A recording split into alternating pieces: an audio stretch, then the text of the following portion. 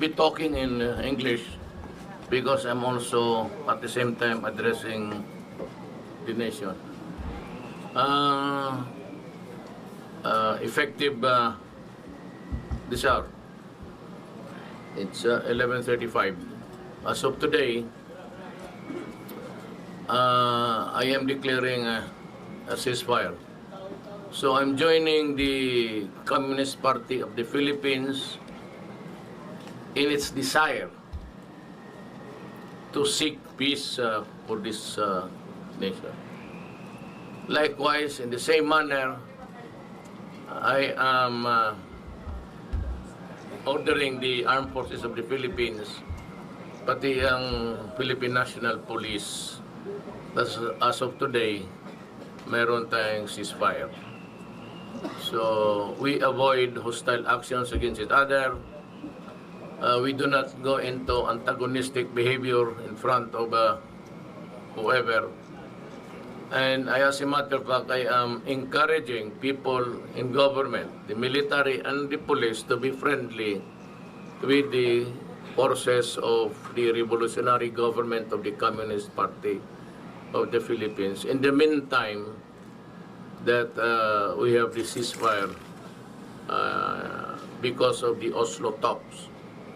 Not because we want to be extra friendly, but forget for in the meantime, even for a short period, and I hope it would go a long period for a peaceful resolution of the communist rebellion against the Republic of the Philippines. Yan lang po, very important so that everybody will be apprised of my decision, which is mainly based on a consensus and with the concurrence of all the commanding generals of the Armed Forces of the Philippines the other day, and also we kasali si Defense Secretary si Delfin Lorenzana. So very important that this is transmitted to all.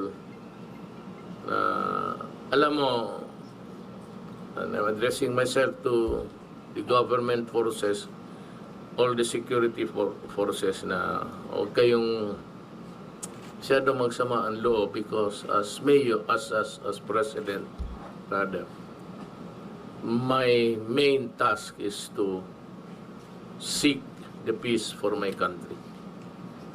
I am not a president who would enjoy waging war against the citizens of this republic. It pains me deeply to see people dying for an ideology na pwede naman natin mapag-usapan ng mapayapa, just like now. And I would have just also wondered, bakit kailangan pa tayo magpatayan ng for 45 years only to end up which is really a significant event for everybody. Ngayon pala mag-usap lang naman tayo. And to think this so many lives lost for both government and on the other side. Na madalam lang pala na ito sa istorya, okay naman pala.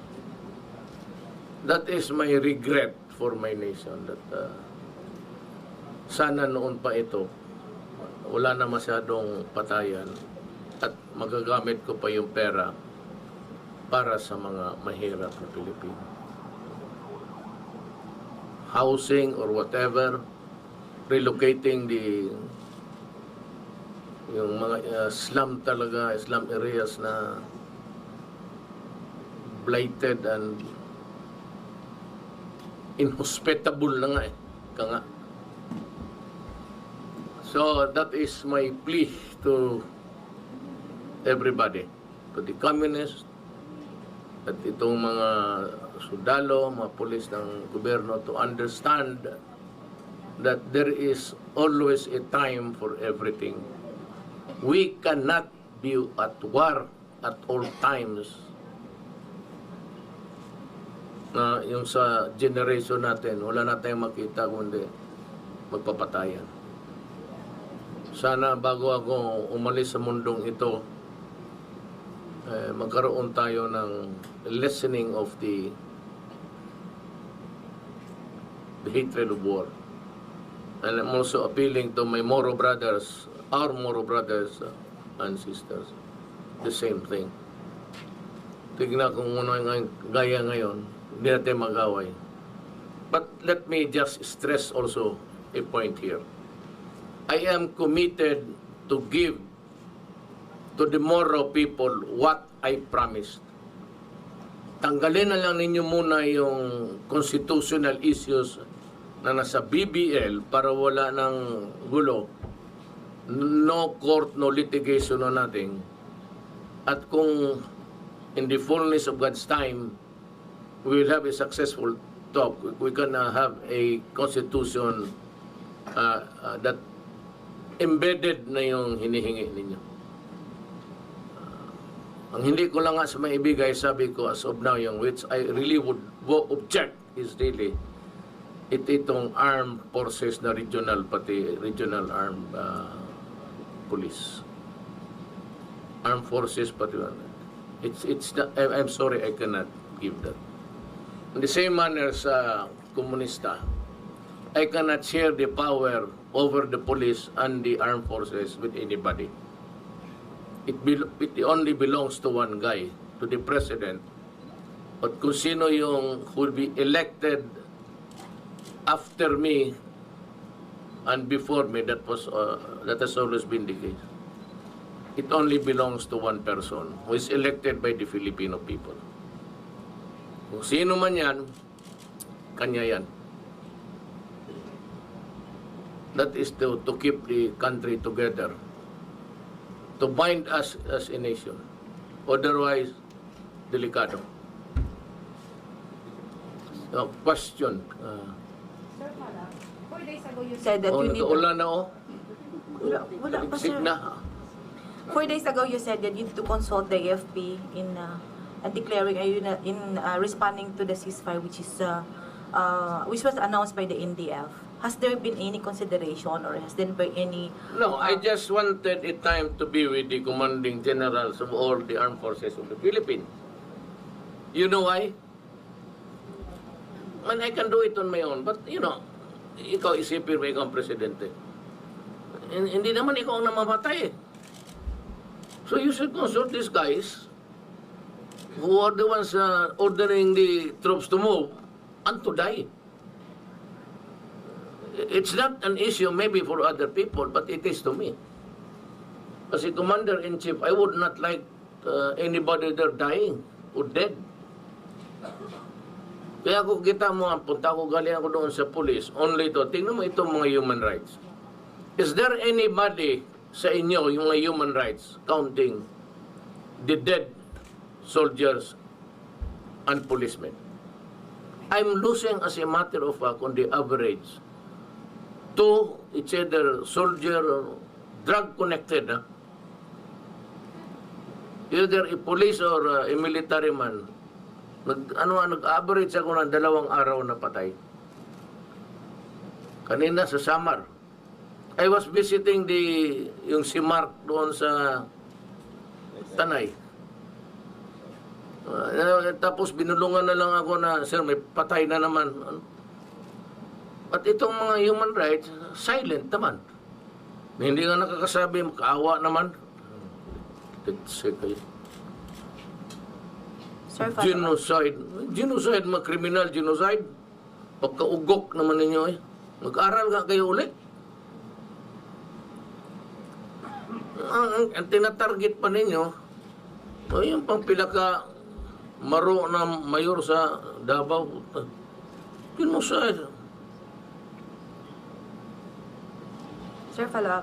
Are you willing, the NDF says they wanted the government, the GRP, to free other political prisoners. Are you ready to give in to that demand? I am ready if the successful talks are there for me to see and to hear.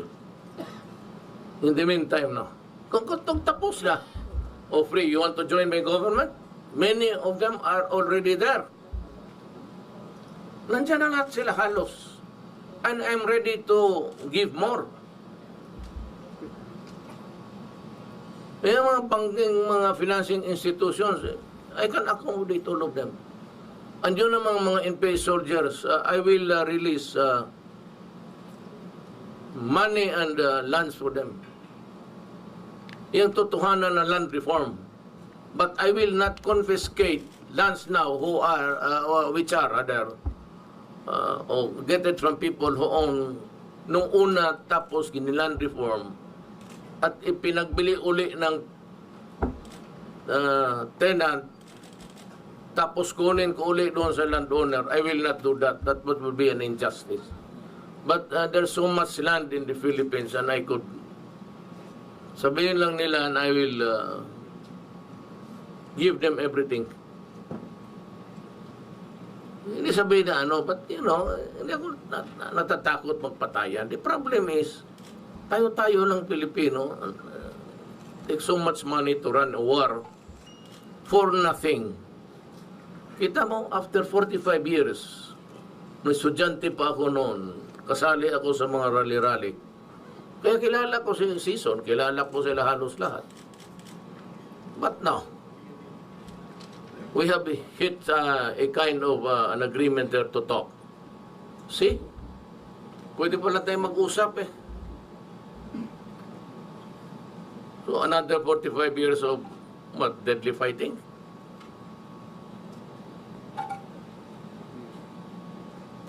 Question. Deputy President, there's a deployment of troops in Western Mindanao right now to crush down the Abu Sayyaf group. Do you have timeline to... Part of the regular movement of troops, they have to be relieved. They're just passing by to catch up the plane bukas. Nire-relieve yan, they cannot be fighting forever there. So you have to give the soldiers a respite also. Part of the regular movement of troops yan. Nobody is getting somewhere. Dati na yan sila dyan. Pinahinga lang tapos palitan na naman ng mga bagong para they have to also take a respite of the war. Nothing, no big deal. Kasi pag landing ko nandoon yung sabi ko, bakit kayo din dito? Sabi nila, hihintay ng sakyan. I go, okay. I'll invite you to the dinner. That's the long and short of the story. No big deal, I said. Part of the regular movement of troops in this area. Wala tayong sabihin may kinuha ko sa ibang lugar. Because I need them every inch of the territory if it can be helped. Just for law and order purposes. President, second question, when are you going to announce the 6 to 7 personalities that involved in drug, yung sinabi yung matrix? I have the matrix now. I don't know if Going back to the ceasefire, Mr. President, may time frame ba ito hanggang kailan? I really do not know. The success or failure would depend on the people talking there. If they can agree with each other, especially on the points towards moving towards peace, baka because there will be some dynamics there, Trabaho nila, how they are they supposed to be assimilated back to and be with us together with government people, parang ganun. At no other time, na there's really a big chance for both the communist and government to have peace. At no other time, hindi ako nag-ano. Second question, did they assure including the Moro people. At no other time, mga brother, na makakita tayo ng opportunity na ganito. I do not think that in the future you'll be able to talk sensibly about what bugs this island, what ails this country. Okay, go ahead. Okay, did they assure you na wala nang puputok na bomba sa mga sundalong bababa from the operation sites? It's not my problem.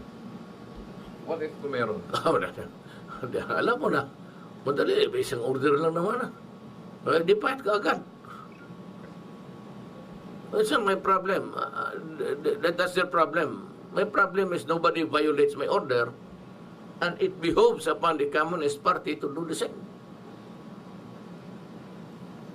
Otherwise, walang mangyari nito. Hindi ko yung problema sila. Problema nila yan.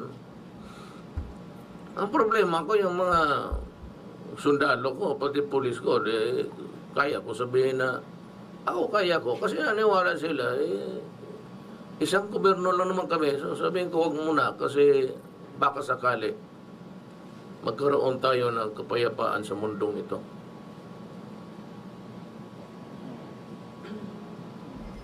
Good evening, sir.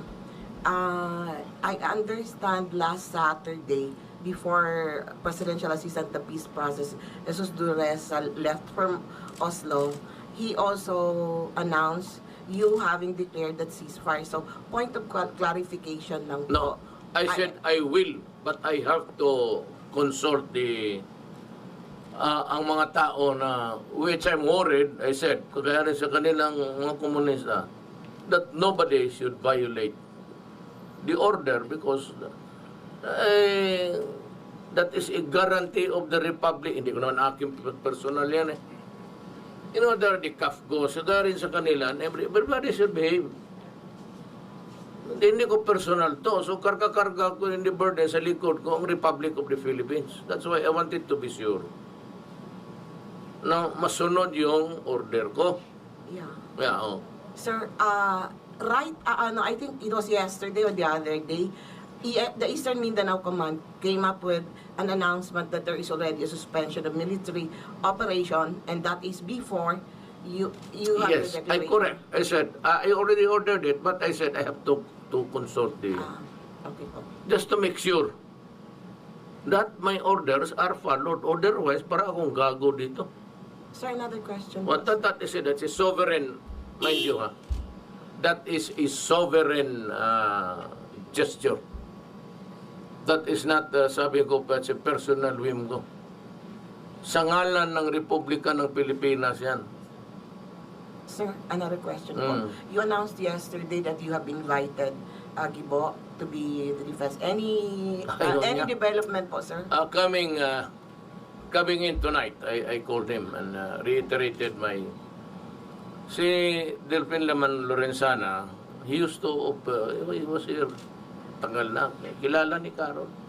Kaibigan ni Carol Arguelles yan. He was a very good soldier. I got him as my defense secretary.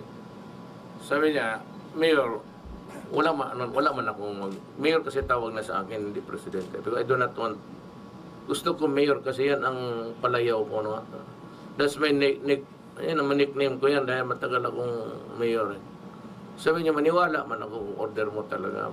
Pero, alam mo, matanda na ako. Gusto ko, nakabalik na lang rin ako dito.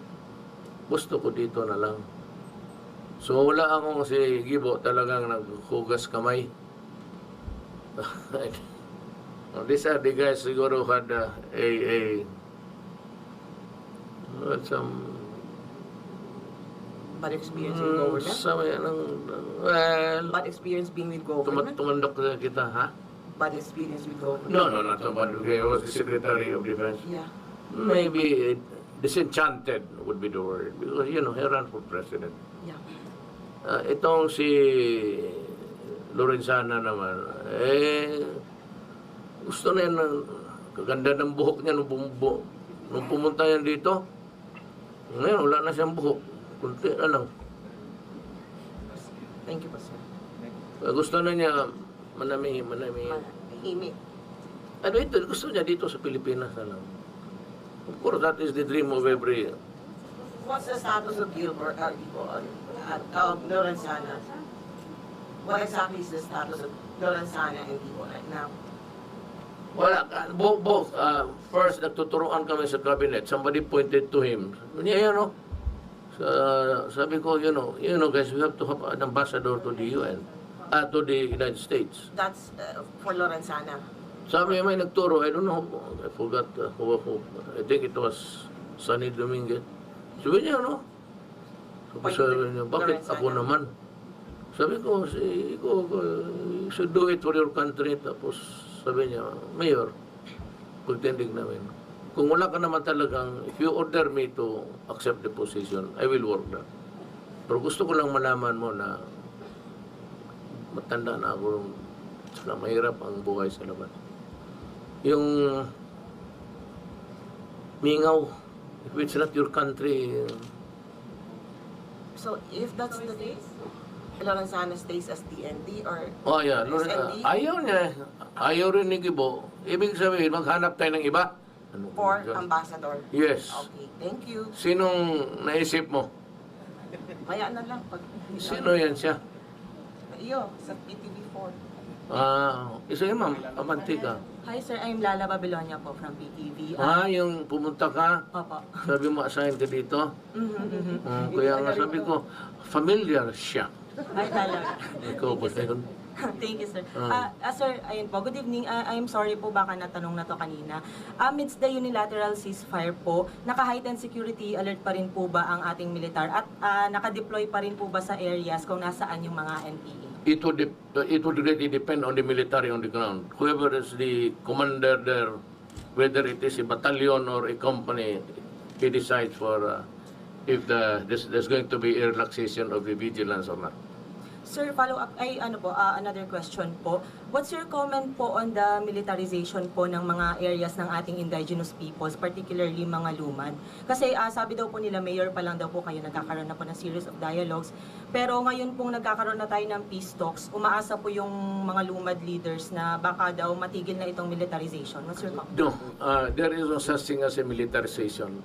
Every inch of this property of the republic must be occupied by the soldiers of the government. There's no such thing as, hindi kayo papasok dyan kasi no militarization there. Siguro yung overt acts na makipag-away, yun ang iniiwasan. Ito namang ideological conflict, nasari lang ito kasi yung iba nandyan sa Alamara, which is really a paramilitary unit. O CAFGO is also one. The other one is meron rin itong who sympathize with the Communist Party. Meron rin silang kanyang liquidation. Meron rin silang private army rin. Except even if they have also the regular ones. Thank you very much, sir. Kanya-kanyang sphere of may influence, ma'am.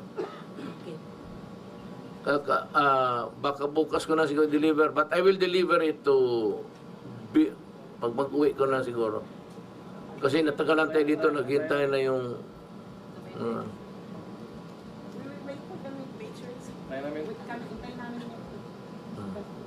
kung marunong may magsama maya. Actually, I am inviting you also, yung lalo na hindi taga rito yung kumakain ng durian. I have invited the soldiers to a durian festival.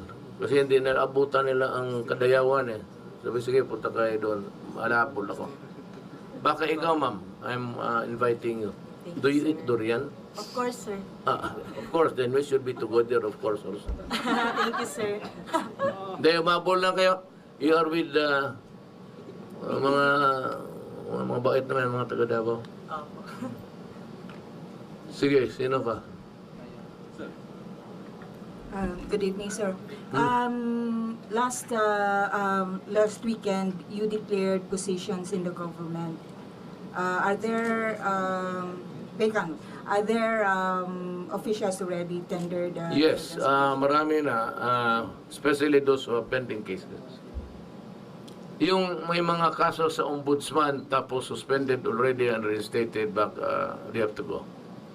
Marami akong nailagay sa gobyerno because I also supported Arroyo during the last election. And before that, I was also malapit. Alam niyo, I was the consultant of President Arroyo sa law and order. Marami rin akong nailagay sa mga institutions yan, lalo na sa financing institution. But I told them, kung may mga kaso kayo, there are complaints against you, you resign now. So which offices are these? Marami na. I do not keep count because it's somebody else's errand, not mine. Basta yung may lahat may kaso, patay na kayo. Sir, another question. You're scheduled to travel to Lao Republic for Laos, ASEAN? because yung chairmanship ng ASEAN, it's our turn, so they have to, I have to be there to receive it. It has to be the head of state. I beg of sana, but the protocol people say that, you have to be there. Are there issues that you wanted to raise before the... No, there are issues, but they are not. There are critical issues, but it is not the proper time to be ranting, or raising hell, or whatever. We are better off just, biding our time. But I will wait for the bilateral talks. If you are, I will read your mind. You're talking about China, but during a bilateral meeting, maybe, when I really do not know, then I'll put squarely the things that we have. We will be talking about the arbitral judgment. And maybe I will say we cannot go out about discussion within the four corners of this paper. But that has to wait.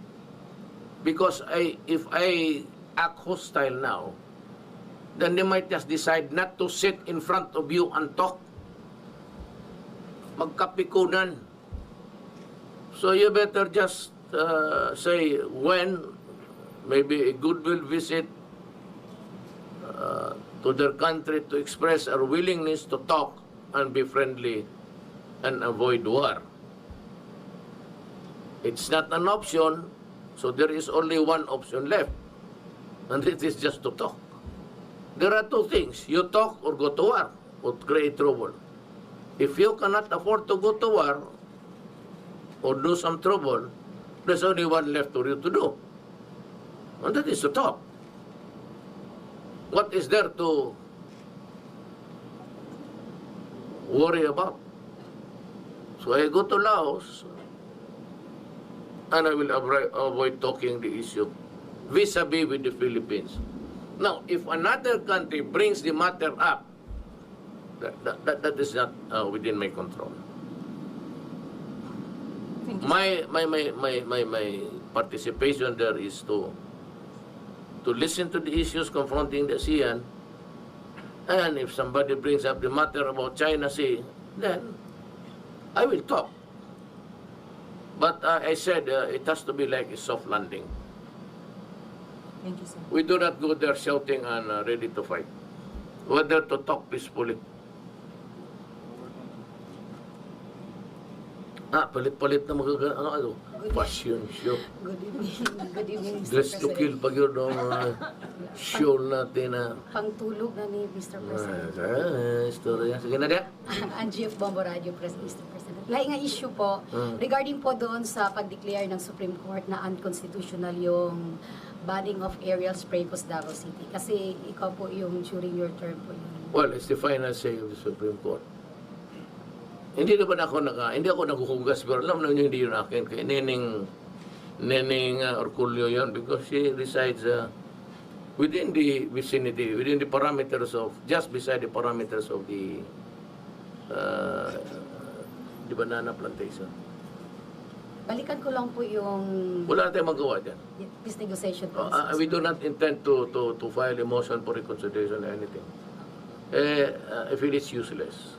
And kung yun ang sabi ng Supreme Court, wala tayong magawa. We just have to follow and maybe allow again the spraying of I would not we will have to dwell on so many things. We have to dwell on so many things there. Health issues and whether it is really, whether it's a good chemical to be using, and what's the net effect of that? So water's underground, there's a river there, and whether you like it or not, yung chemicals will seep into the aquifer of the place. Kaya kung butas ka, may lulabas talaga na tubig because there's a certain level down there that there's water. Isang question pa po, Mr. President. Regarding po doon sa ongoing na peace negotiation po sa Oslo, Norway, assessment lang po niyo for the first few days po ng talks.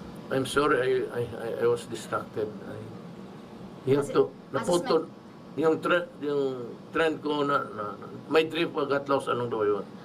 Assessment lang po, Mr. President, during the first few days po ng peace negotiation po sa Oslo, Norway. Sa? Kontento po ba kayo doon sa first few days po ng peace negotiation sa Oslo, Norway? Well, I've been posted with just a general statement, almost generic.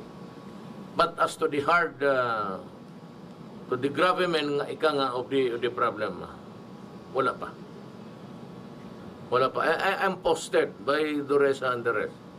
But it's just almost generic that we just at this afternoon, maybe at this time they're still shaking hands until now.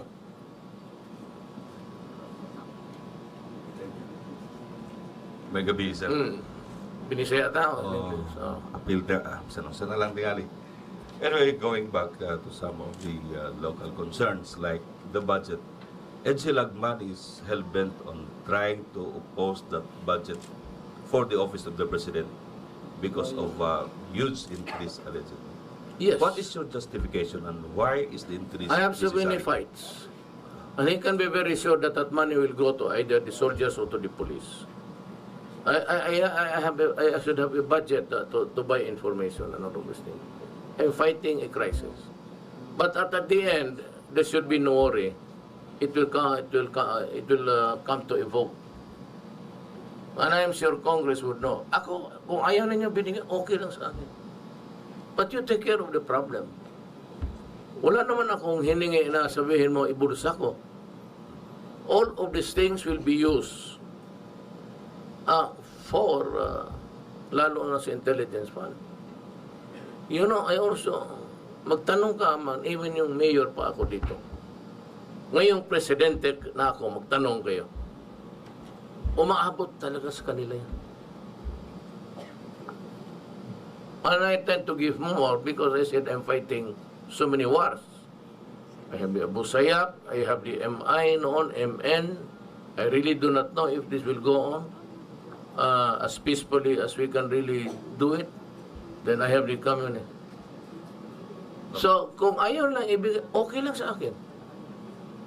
Wala akong problema. Pero sabihin ko, we are failing in this, failing of that because we failed to act on time. Now, if we had the information, malaman sana namin, we could have just also interdicted this and that. Pero if it's just a worry that ibubulsa ko yan, when I was mayor, magtanong kayo ng mga pulis na wala na ako sa pwesto. Ngayong presidente ako, tanungin mo sila. You can ask anybody in the military establishment. Sir, follow-up question. I hope this will not irritate you if I bring up again the issue of the Lima. Hindi. She kept on repeating about the possible human rights violation. But when she came here for an investigation during your time as the mayor, she in fact could have violated the rule of law in human trying rights. to pull out a prisoner from the prison cell by the person of Jonathan Balo without the benefit of a court order. Yeah. Are you not trying to contemplate on turning the table? Oh, well, I will, Dilima is undergoing a nightmare now. Tama na yan para sa akin. Alam mo, I still have the tapes. And you guys were there. And you should be able to utter the same words that she uttered. It was very simple. I am here to conduct an investigation. Meron pa akong record eh. Na-record yun sa inyo. Nandiyan sa inyo rin. Nandiyan sa tapes ninyo.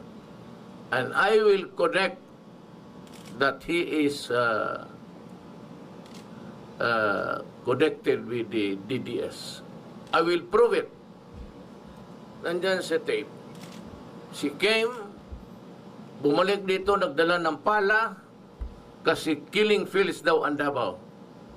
Do you agree with me if you said that? Di ba sabi niya, killing fields ang Davao? Do you agree na sinabi niya yan? Sinabi niya. Wala siya nakita, buto, isang tao, pero may dalawang skull. Plate numbers. Plate numbers na nandoon naman sa kabilang partido. Yung nag-udyok sa kanya na pumunta dito. She violated the human rights. She started everything. Not only me, but maraming Pilipinong sinira niya. Now the truth is out. The cat is out of the bag. Ika nga. So what happens now? She's still yakking about the same issues. I do not deny that there are encounters between the police and the drug. Sinasabi ko, lumalaban talaga yan.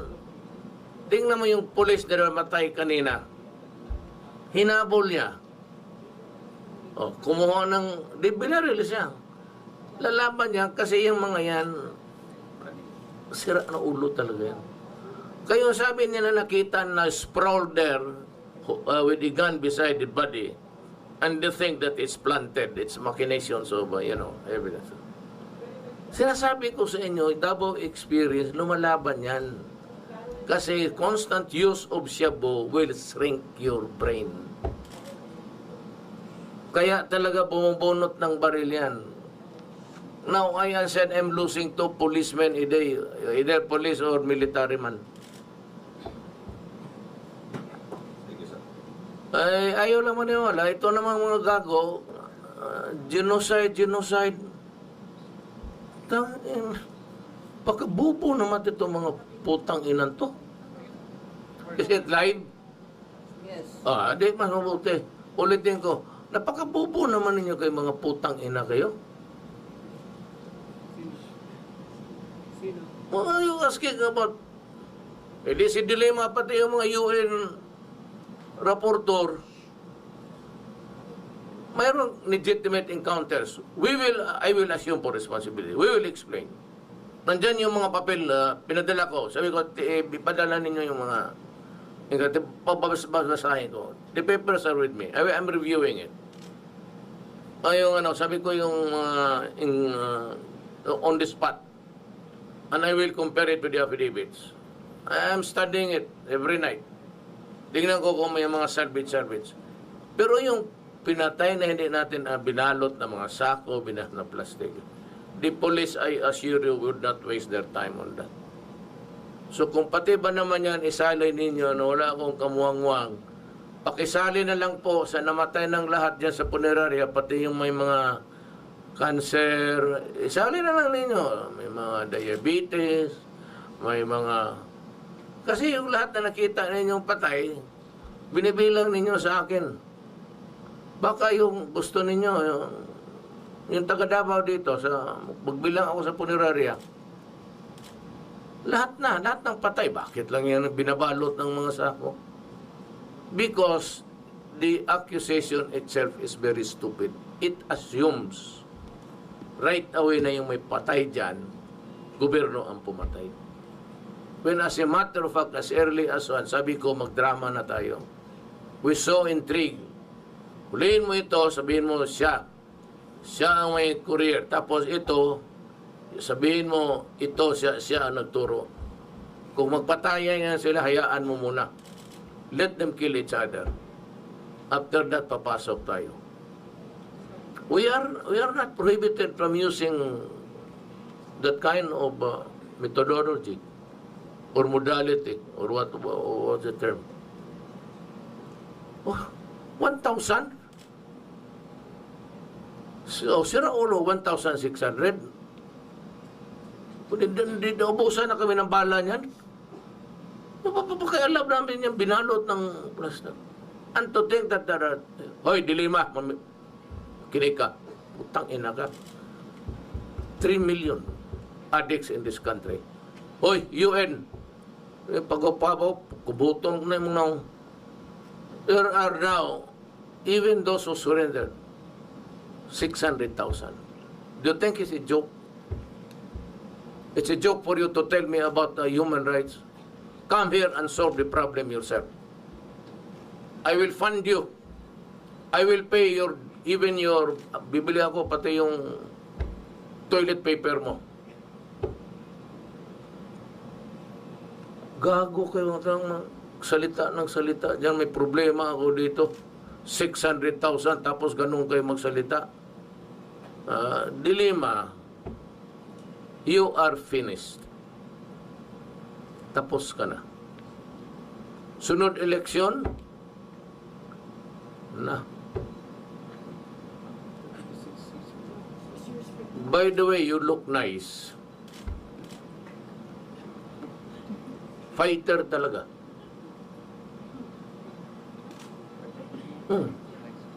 Fighter talaga.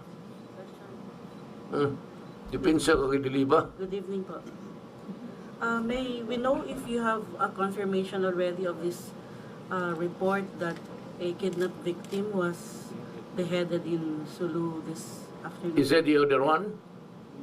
This 18-year-old. Yung Norwegian? Is that the one? No. Well, if that's the one, then I would accuse now the Abu Sayyaf of in utter bad faith. Binayaran na yun sila 50,000. They were adding... Ano? This is the 18-year-old? Babae, lalaki. Yung bata? Yes. That's why I'm sending the troops there and tell them to destroy their... My orders to the police and to the armed forces against all enemies of the state. Seek them out in their layers, whatever, and destroy them. Ang mga droga, destroy them. Ang mga Abu Sayyaf, destroy them. Period. But, Mr. President... Napaka-ano naman nila. Diyan ako nawalaan ng bilib sa inyo. How different... Yan, pasalamat ako when I won by landslide sa ano. Alam naman ninyo kung ano. I have this little connection by blood with you, but nawalaan talaga ako ng bilib sa inyo. Although hindi ako tausog, more of the Maranao side. But, hindi ako bilib sa inyo. How will this war against the Abu Sayyaf be any different from the previous administrations, which also, by the way, waged wars against Abu Sayyaf? I said I'll be harsh. That might just a campaign, go out and destroy them. So, patay kung ano yan, huwag na kayo magtanong ng human rights. Don't bother to think. Wala akong panahon mag-anseta. Even sa drugs. 3 million destroying my country. Mr. Sino yung putang inang yan? So, pangalan ng Amerikano yung salita.